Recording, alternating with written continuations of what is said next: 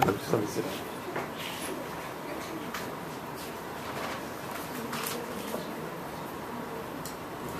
Good morning. My name is Travis Albrecht. Imagine almost half the people you know out of work, out of money, and out of options. If you were like me, this scares you. I don't ever want to see this happen, and if yours and your family's well-being is a concern to you, neither do I. If we are not careful, this very well could be the case. Can I restart? I forgot to put on my slide. Good. All right, you can start me. Sure.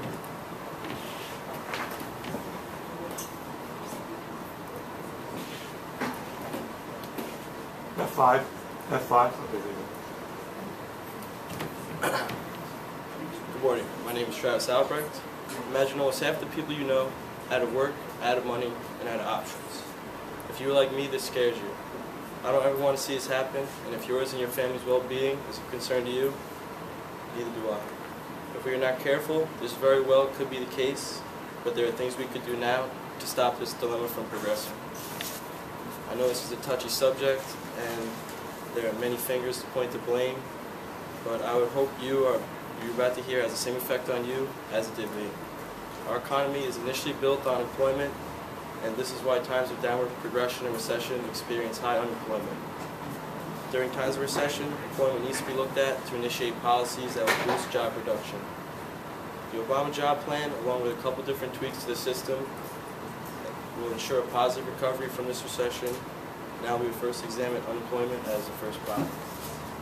Unemployment is considered to be a major problem associated with recession. The unemployment rate is an excellent indicator of it, and it has doubled from 4.8% in 2007 to 9.7% in 2010. A recent statistic by BLS.gov pinpointed it at 8.6% for last month, so we're definitely in that area.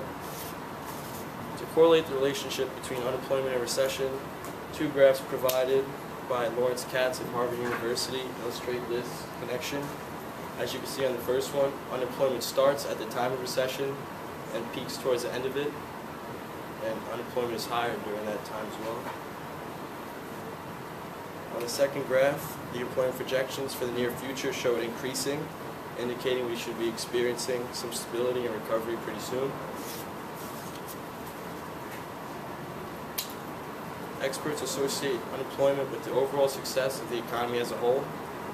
Lawrence Katz of the Joint Economic Committee says gross domestic product is definitely a factor, but the challenge for our postponed recovery all falls back on employment. The economy is clearly not doing well because of jobs, as you can see every day on the news, TV, and it remains an issue. Many layoffs that were temporarily are now being prolonged or postponed to greater unemployment and the continuing slower recovery. Now that the problem of unemployment has been identified, let's look at some of the causes. There are three major economic factors that have caused job losses, one of them being the banking crisis.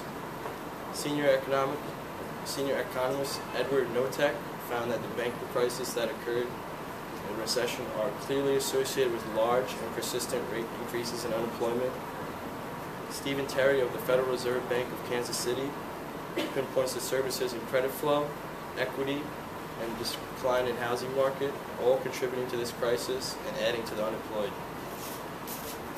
The second cause is revealed by the countless jobs that have been cut in response to these crises. According to a release by BLS.gov, there have been over 3.6 million job losses since the recession began in 2007, and there are more that are not being reported.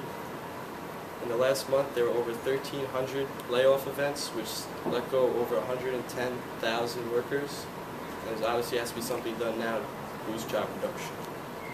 The third cause is continued failure of the institutions who receive bailouts by the U.S. government. Neil Barofsky of the New York Times claims that the bailout money given to the institutions was largely unsupervised, and this reckless behavior continues, which prevents any form of recovery. With no help in sight, the issue of prosperity and job creation cannot begin without healthy behavior by these job-producing institutions, notably AIG, Citigroup, and many of the motor companies.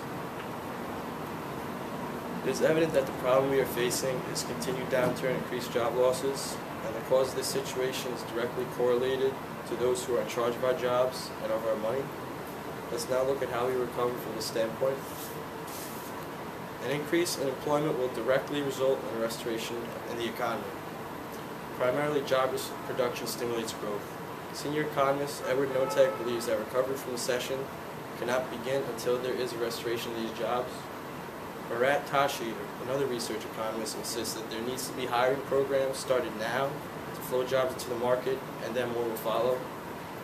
Lawrence Katz of Harvard University proposes aid to fiscally strapped states, tax incentives for increased private sector employment expansion, and a net job creation tax credit. All these are incentives to boost jobs. Obama's plan to restore jobs is essential to any short-term recovery.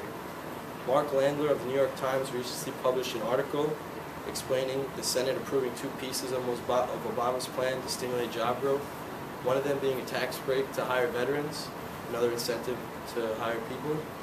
Tax cuts to small businesses also needs to be considered under Obama's plan, which take these into account. It just hasn't been initiated yet, hasn't been approved or looked at by the Senate. By delaying the enactment of any proposals to boost employment and stability, there cannot be anything done but hope and wait. Until these jobs are produced, we will not see any real recovery. Let me end by saying that we have a clear problem in front of us, and it's a stagnant economy, recession, and high unemployment. For us to rebound from this, we need something immediately done, and this clearly has to be job production. This is what got us here, and this is what will get us out. Past recessions have recovered after jobs have increased. The stability of the economy has followed. Currently, with the issue of the banking crisis, there is an even higher unemployment, and necessity for change is evident. You have seen that the specifics of the Obama plan seek to spur job creation. Along with hiring programs, we can achieve this goal and witness unemployment climbing in the near future. Because of this, they say, history always repeats itself.